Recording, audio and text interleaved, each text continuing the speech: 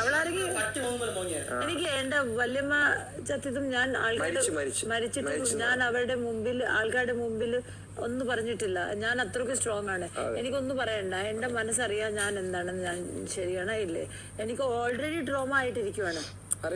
എനിക്ക് വീട്ടിൽ പോകാൻ പറ്റത്തില്ല.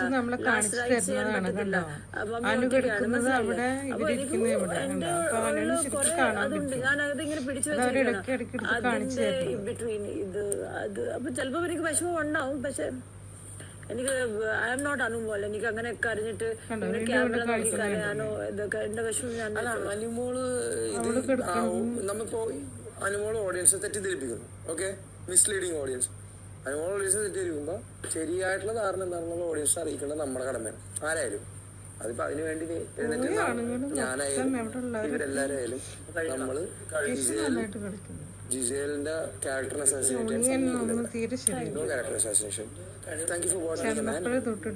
I mean, thank you for realizing that this is what a man is supposed to do. Thank you. You are saying thank you for being me. Okay. So, no. This is what I am. എനിക്ക് ഇഷ്ടപ്പെടുന്നെങ്കിലും ഞാൻ ഇത് കാണുന്നില്ല. ഞാൻ എന്നെ കാണാനാണ് ഇവിടെ നിൽക്കുന്നത്. Like what are you trying to show? ആ സംഭവത്തിന് സത്യം പറഞ്ഞു കഴിഞ്ഞാൽ നിങ്ങൾ പറഞ്ഞേക്കുന്ന ഭാഷ കൊണ്ട് പിടിച്ചു വെച്ചാൽ നമ്മൾ അവിടം വരെ അതിന് പ്രതിസക്തിയാണ് പറഞ്ഞത്. ഓരോ കുഴപ്പത്തിനും അതാണ് കുറേ ഉണ്ടാവും.